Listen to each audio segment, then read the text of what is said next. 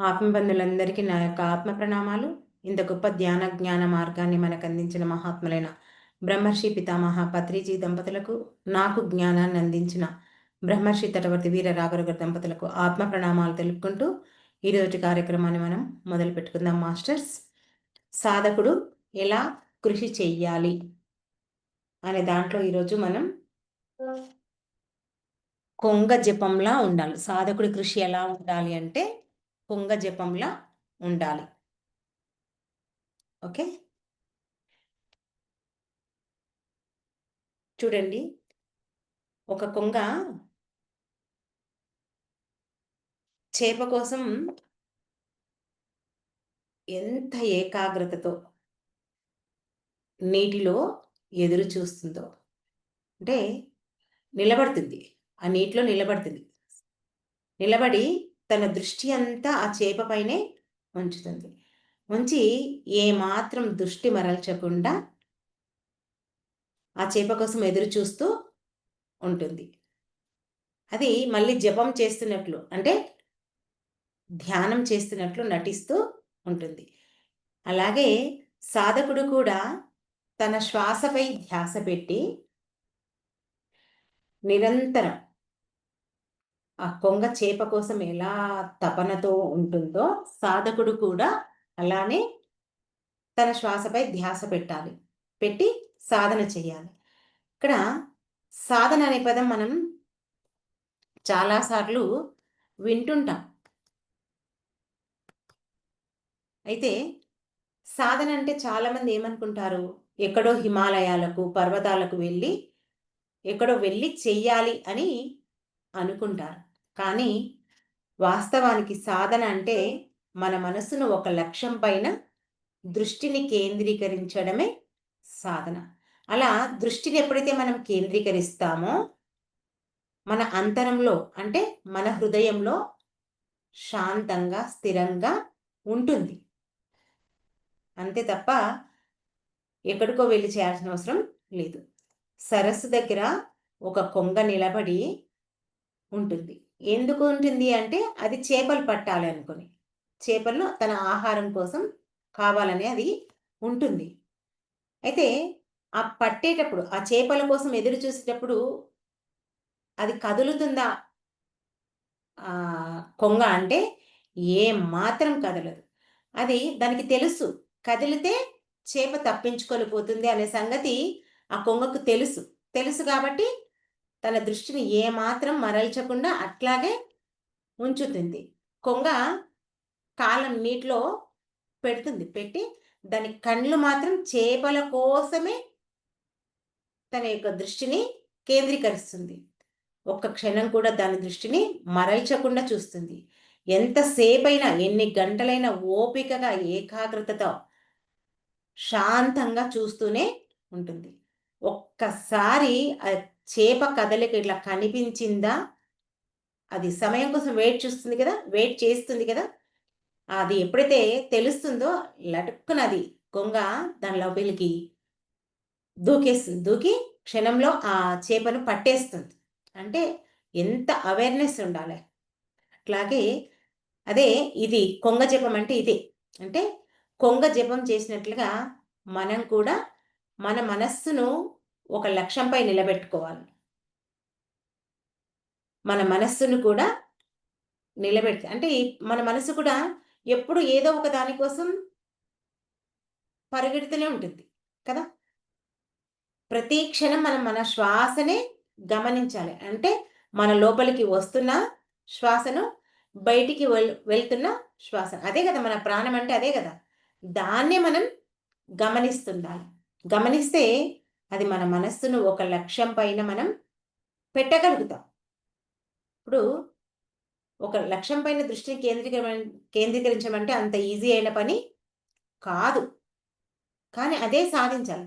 కొంగ నీటిని చూస్తూ ఎప్పుడు చేప వస్తుందా అని చూడదు. తన లక్ష్యం అలాగే మనసులో పెట్టుకొని ఉంటుంది. అంతేగాని ఇంతసేపయింది ఎలా అని అనదు. అలాగే సాధకుడు నేను ఇంతసేపయితుంది, ఇన్ని రోజులైతుంది సాధన చెయ్యబట్టి అని ఫలితం కోసం ఆలోచించకుండా తను సాధన చేస్తూ పోవాలి. ఇక్కడ సాధకుడు కేవలం శ్వాస వస్తుంది పోతుంది అనేది నిశ్శబ్దంగా గమనించాలి. అదే కదా మనం చేసేది. కోరికల కోసం చెయ్యొద్దు, ఫలితం కోసం అసలే చేయొద్దు. మనకనిపిస్తుంది ఈ శ్వాస మీద ధ్యాస పెట్టినంత మాత్రాన మనం తెలుసుకోగలుగుతామా ఆ భగవంతుణ్ణి, చూడగలుగుతామా? ఏంది మన ప్రాణాన్ని నిలబెట్టే శ్వాస కదా ఇది. దీనికంత కెపాసిటీ ఉందా అని మనం మాత్రము దిగులు ఉండకూడదు. కేవలం ఈ శ్వాస మీద ధ్యాస ధ్యానం వల్ల మనకు ఎంతో ఏకాగ్రత కలుగుతుంది. సమాధి స్థితి వస్తుంది. ఎన్ని లాభాలంటే అది మనం పత్రి గారు చెప్పిన ధ్యానం అనే పుస్తకం చదివితే మనకు ఎన్నో విషయాలు తెలుస్తాయి. అందరికీ తెలుసు, మీకందరికి కూడా. ధ్యానం చేస్తే 1,00,000 లాభాలు, ధ్యానం చేయకపోతే 1,00,00,000 నష్టాలు అనే విషయం మనందరికీ తెలుసు కదా. మరి కాబట్టి మనం దానికోసం ఎదురు చూడొద్దు. కొంగ ఏకాగ్రత కోల్పోతే చేపపోతుంది. అలాగే మనం మన ధ్యాసను కోల్పోతే ఏమవుతుంది? మన అంతరంలో ఉన్నటువంటి శాంతిని కోల్పోతాం. ఒక్కసారి మన మనస్సు గనక ఆ ఏకాగ్రతకు వచ్చిందంటే ఇంక మనలో ఆ దివ్యశక్తి సజీవం అవుతుంది. అందుకే మనం శ్వాస మీద ధ్యాస ఉంచి ధ్యానం చేయాలి. మన పూర్వ మహాత్ములు ఏం చెప్పేవారంటే ఏకచిత్తత పరమ సాధనం. అంటే మనసు ఒక చోట నిలబెట్టగల శక్తి ఉన్నవాడే నిజమైన సాధకుడు. మనసును ఒక చోట కేంద్రీకరింపబడాలి. అలాంటి వాడే నిజమైన సాధకుడు. ఏకాగ్రత అంటే కేవలం ఆ శ్రద్ధ కాదు. మన మనసు స్థిరంగా ఉండాలి. పెడతాం, కళ్ళు మూస్తున్నాం, శ్వాస మీద ధ్యాస పెడుతున్నాం, కళ్ళు మూస్తున్నాం అంతేకాని మన మనసు పరిపరి విధాలుగా ఎక్కడెక్కడికో తిరుగుతుంది. అది కాదు మనం చేయాల్సింది. మన మనస్సు స్థిరంగా ఉండాలి. కూర్చున్నామంటే మనం ఏ లక్ష్యం కోసమైతే ధ్యానంలో కూర్చున్నామో ఆ లక్ష్యం తీర్చుకోవడానికి మనం ప్రయత్నం చెయ్యాలి. అది ఎప్పుడైతే మన మనస్సు స్థిరతను మనం సంపాదిస్తామో అప్పుడే మన లోపల ఆ ఆత్మ ప్రకాశం, ఆ యొక్క దైవానుభవం మనకు ఉద్భవిస్తుంది. లేదంటే ఇలా కూర్చున్నాం అలా లేచామంటే మనకు సరైన ఫలితం రాదు. మనకు ఫలితం రావాలి అంటే మనస్సు స్థిరంగా ఏకాగ్రతగా ఉంచగలగాలి. చూడండి, ఇప్పుడు సూర్యరశ్మి ఉంది. ఆ సూర్యరశ్మి విస్తరించినప్పుడు అది వేడిగా మాత్రమే ఉంటుంది. మనం ఏమంటారు, భూతద్దం పెట్టేసి ఆ యొక్క శక్తిని ఒక చోట కేంద్రీకరించామనుకోండి. అంటే సపోజ్ ఒక పేపర్ తీసుకున్నాం. పేపర్ తీసుకుని ఆ భూతద్దం కరెక్ట్ దాని మీద పెట్టేస్తే ఏమవుతుంది? ఆ యొక్క సూర్యకాంతికి ఆ పేపర్ అంతా కాలిపోతుంది కదా. మనందరికీ తెలుసు ఈ విషయం. అట్లాగే మన మనస్సును కూడా ఒక చోట ఏకాగ్రం చెయ్యాలి. చేస్తే మనకు కూడా ఆ యొక్క ఆ దైవానుశక్తి, ఆ దైవానుభూతి, ఆ దివ్యమైన శక్తి మనలో కూడా వెలుగుతుంది. ఆ అగ్నికి పేపర్ ఎలా మండుతుందో మనలో కూడా ఆ శక్తి, ఆ దివ్యశక్తి మన లోపలికి కూడా వస్తుంది. కొంగ ఎప్పుడూ ఆలోచించదంట. ఏమని? ఎంతసేపు నేను నీటిని చూస్తూ ఉండాలి అని. అది ఎంతసేపున్నా ఎంతో సహజంగా, శాంతిగా ఉంటుంది. దాని పని చేపను పట్టుకొని తినడమే. మరి సాధకుడు కూడా అంతే. సాధన చేయాలి కానీ ఫలితం కోసం ఆశ ఉండకూడదు. మనం శ్వాస పైన ధ్యాస పెట్టి సహజంగా మనం గమనిస్తూ ఉండాలి. ఇక్కడ శ్వాసను గమనించడం అంటే ఏదో మంత్రం జపించడం కాదు.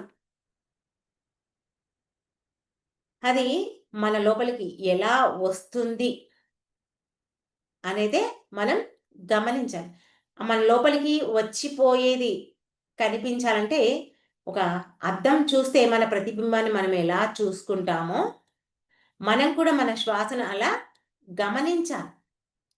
ఒకసారి మనం ఈ శ్వాస గమనించడం నేర్చుకుంటే ఇంక మనం మన మనస్సును జయించిన వాళ్ళమే అవుతాం. మన మనసుకు మనమే యజమానులం అవుతాం. ఈ మనస్సుని ఎవరైతే జయిస్తారో లోకాన్ని జయించిన వాళ్ళే అవుతారు. అంతే కదా! మనసుని జయిసి ఇంక లోకాన్ని జయించట్లే. ఎందుకంటే ఈ మనస్సు మన శత్రువు కాదు. కానీ మనం కనుక అదుపు తప్పితే ఈ మనస్సే మనకు శత్రువు అవుతుంది. అంతే గదా! ఈ మనసు చెప్పినట్లు మనం వింటే ఏమవుతుంది? మనమే కష్టాల పాలవుతాం. ఎందుకు? మనకొక అందమైన చీర చూసాం. ఒక అందమైన నగ చూసాం. ఒక అందమైన ఇల్లు చూసాం. మనకున్నాయి. ఉన్నదంతా తృప్తి లేకుండా ఆ అందమైన వాటిపైన మనం దృష్టిని కేంద్రీకరిస్తే అంటే దృష్టి మనం కేంద్రీకరించకున్నా ఈ మనస్సు మనను అటువైపు తిప్పుతుంది. తిప్పినప్పుడు ఏమవుతుంది? అది కావాలి అనిపిస్తుంది. అది మనకు స్తోమత ఉంటే ఓకే. లేకుంటే మనమే కష్టాల పాలవుతాం. అంటే ఇక్కడ నీ మనసే నీకు శత్రువవుంది. అందుకే నీ మనస్సును ఎప్పుడు నీవు మిత్రుడుగా చేసుకోవాలి అంటే నువ్వేం చేయాలి? శ్వాస పైన ధ్యాస ఉంచాలి. దాన్ని నియంత్రించడానికే, ఈ మనస్సును నియంత్రించడానికే ఈ కొంగచిప్ప విధానం ఎంతో మేలైన సాధన. ఇది ఈ విషయం గురించి మన జీవితంలో మనం అన్వయించుకుంటే గనక, మన జీవితంలో, మన రోజువారీ జీవితంలో మనం ఏ పని చేస్తున్నా మనం ఏకాగ్రతతో చేస్తే గనక దాంట్లో మనకు ఫలితమొస్తుంది. అంతే కదా! చూస్తున్నాం మనం మన జీవితం రోజువారీ జీవితంలో. కొన్ని పనులు మనకిష్టం లేకుండా చేస్తే ఏమవుతుంది? గంటలు గంటలైనా అది అయిపోదు. అదే మనం ఇష్టంతో చేశామనుకో, కష్టం లేకుండా క్షణాల్లో అయిపోతుంది. అరే! అప్పుడే అయిపోయిందా ఈ పని? ఇంత తొందరగా చేసేసామా? అనిపిస్తుంది. ఇప్పుడు వంట చేసే మనిషి ఆ వంటను శ్రద్ధతో చేశారనుకోండి, ఎంతో రుచికరమైన భోజనం రెడీ అవుతుంది. అదే ఇష్టం లేకుండా, మనసు పెట్టకుండా చేస్తే అది పెంటలా ఉంటుంది. కదా! తినేప్పుడు అనుకుంటాం, చేసేప్పుడు అనుకోం. చేసేప్పుడు కష్టంతో చేస్తాం. తినేప్పుడు రుచిగా లేదు. ఎందుకు లేదు? నువ్వు ఇష్టంతో చేయలేదు. అట్లాగే ఒక విద్యార్థి ఏకాగ్రతతో చదివాడనుకోండి, తనకి మంచి మార్కులొస్తాయి. మంచి ర్యాంకొస్తుంది. మంచి ప్రయోజకుడవుతాడు. కదా! అదే ఏకాగ్రత లేకుండా చదివాడనుకోండి ఏమవుతుంది? పాస్ మార్కులు కూడా రావు. అట్లాగే ఇక్కడ సాధకుడు కూడా ఏకాగ్రతతో ధ్యానం చేస్తే మంచి ఫలితం వస్తుంది. కాబట్టి మనం ప్రతిరోజు ధ్యానం చెయ్యాలి. మన శ్వాసను మనం పట్టుకోవాలి. ఏం లేదు. మన పని మనం చేస్తున్నాం రోజు. ఆ పని చేసేటప్పుడు ఏ పని చేస్తున్నామో ఆ పని పైన మనం దృష్టిని కేంద్రీకరించాలి. మన మనస్సు ఒకే పని చేస్తుంది. నిజంగా మనం గమనించాలంటే మన పని మనం చేసుకుంటూ పోతాము. ఆ మనసు పరిపరి విధాలుగా తిరుగుతుంది. దాన్ని తిప్పనీయకుండా మనం వంట చేస్తున్నామా? వంట మీదనే ధ్యాస ఉంచాలి. తింటున్నామా? తినే దాని మీదనే ధ్యాస ఉంచాలి. క్లాస్ వింటున్నామా? క్లాస్ వినే దానిపైనే ధ్యాస ఉంచాలి. ఏదైనా మాట్లాడుతున్నామా? మాట పైనే ధ్యాసించాలి. అదే బుద్ధుడు చెప్పాడు. నీవు ఏ పని చేస్తున్నావో దానిపై ధ్యాస ఉంచు. ఆ ధ్యాసను ఉంచలేకనే మనం కొంగ ఎలా చేస్తుంది, కాకి ఎలా చేస్తుంది, ఏది అని అన్నిటిని ఉదాహరణలు తీసుకొని ఆ ప్రకృతిలో జీవించే జంతువులు తమ ధర్మాన్ని తప్పకుండా ఎలా ఉంటున్నాయి, మరి మానవుడు కూడా మానవులమైన మనం కూడా అలా ఉండాలని ఇన్నిటిని ఉదాహరణలుగా తీసుకొని చెప్పుకోవడానికి. అందుకే మనకు దత్తాత్రేయులు వారు చెప్తారు. ప్రకృతిని చూసి ఎన్నో నేర్చుకోవాలి అని. తను ఎన్నిటినో చూసి నేర్చుకున్నాడు. మనం కేవలం ఒక 24 మంది గురువుల నుంచి మాత్రమే చెప్పుకున్నాం. కానీ అతడు ఎన్నిటి నుంచో ఎన్నో నేర్చుకున్నాడు. ఇప్పుడు సృష్టిలో 84,00,000 జీవులున్నాయని చెప్పుకుంటాం కదా మనం. 84,00,000 జీవులున్నాయి. ప్రతి ఒక్క జీవి నుంచి మనం నేర్చుకునేదే ఉంటుంది. అంతెందుకు మానవులమైన మనము ఎన్నో రకాలుగా ఉన్నాం కదా! చూడటానికి మనుషులమే అందరం. కానీ ఒక్కొక్కరి మనస్సు ఒక్కొక్క విధంగా ఉంటుంది. ఒక్కొక్కరి దగ్గర ఒక్కొక్క టాలెంట్ ఉంది. ఆ టాలెంట్స్ అన్నీ మనం నేర్చుకోవాలి. అలా ప్రతిదీ మనం నేర్చుకుంటేనే మనం ఈ సాధనా మార్గంలో ఇంకా ముందుకు వెళ్తాం. ఎప్పుడైతే మనం మన శ్వాసను గమనిస్తూ దానిపైనే దృష్టిని కేంద్రీకరిస్తామో మెల్లిమెల్లిగా ఏదో ఒక రోజు మనకు ఆ దైవం సాక్షాత్కరింపబడుతుంది. అబ్బా! ఇన్ని సంవత్సరాలైతుంది నేను చేయబట్టి. ఆ! ఇంకా ఎప్పుడు నాకు దైవ సాక్షాత్కారం అవుతుంది అని విసుక్కోకూడదు. ఎంత సహనంతో, శాంతితో మనం ధ్యానంని కొనసాగిస్తామో అంత చక్కటి ఫలితం మనకు లభిస్తుంది. చూడండి, ఒక పిట్ట ఉంది. పిట్ట ఏం చేస్తుంది? ఒక్కొక్క గడ్డి పరకను తీసుకొచ్చి తన బిడ్డకు గూడు కడుతుంది. ఆ గూడు కట్టేటప్పుడు కొన్ని గడ్డి పోచలు కింద పడిపోతుంటాయి. ఆ గడ్డి పోచలు కింద పడిపోయినప్పుడు అది పెట్టిన గుడ్లు కూడా కొన్నిటిని నష్టపోతుందది. ఆ గడ్డి పరకలు నష్ట కింద పడ్డప్పుడు నష్టపోయిన తన పిల్లలు నష్టపోయినప్పుడు అది ఇంకా ఎంతో ఏకాగ్రతతో ఇంకా కొన్ని ఈకలను తీసుకొచ్చి, ఆ గడ్డి పరకలు తీసుకొచ్చి ఇంకా జాగ్రత్తగా గూడు కడుతుంది. అది తీసుకొచ్చినప్పుడు గాలి వీస్తున్నా, వర్షం వచ్చినా, ఎన్ని రకాల ఇబ్బందులు దానికి ఎదురైనా అది ఏమాత్రం విసుక్కోకుండా తన బిడ్డలకు చక్కటి గూడును కడుతుంది. కట్టి తన పిల్లలను సంరక్షణగా ఉంటూ వాటిని చక్కగా పెంచుతుంది. అంత ఏకాగ్రత మానవుడికి కూడా ఉండాలి. అది ఎన్నో సార్లు కూలిపోయినా అది ఏమాత్రం విసుక్కోకుండా మంచిగా ఎలా తన బిడ్డలకు సంరక్షణగా చూస్తుందో, మరి మానవుడమైన మనం కూడా సాధన చేసేటప్పుడు ఒక్కొక్క శ్వాసను గమనిస్తుండాలి. ఆ పిట్ట తన యొక్క పిల్లలకు గడ్డి పరకను ఒక్కొక్కటి ఎలా తీసుకొచ్చి గూడును నిర్మిస్తుందో, మానవులమైన మనం కూడా ప్రతి ఒక్క శ్వాసను మనం గమనించాలి. అలా ఒక్కొక్క శ్వాసను గమనించేటప్పుడు మనకి ఎన్నో రకాల ఇబ్బందులొస్తాయి. ఎన్నో రకాల అడ్డంకులు వస్తాయి. చూడండి, మన ఇంట్లో విషయాలన్నా గుర్తొస్తాయి. లేదా మనం ఎవరితో మాట్లాడిన విషయాలైనా గుర్తొస్తాయి. లేదా ఏదైనా ఒక వంటైనా గుర్తొస్తుంది. లేదా ఒక సినిమా గుర్తొస్తుంది. లేదా మన శరీరంలో పెయిన్స్ ఒస్తాయి. అంటే మనకెక్కడ నొప్పి ఉంది. ఆ నొప్పి తీవ్రత పెరుగుతుంది. ఏదో ఒకటి ఇలా రకరకాలుగా ఇబ్బందులొస్తున్నాయి. చెప్తున్నాను కదా! ఆ పిట్ట గడ్డి తీసుకొచ్చేటప్పుడు ఎన్ని అడ్డంకులు వచ్చినా తన లక్ష్యాన్ని విడవకుండా తన బిడ్డలకు గూడును ఎలా కడుతుందో, మనం కూడా ఆ దైవ సాక్షాత్కారం కలిగే వరకు ఎన్ని ఇబ్బందులొచ్చినా నిరంతరం మనం శ్వాస పైన ధ్యాస ఉంచాల్సిందే.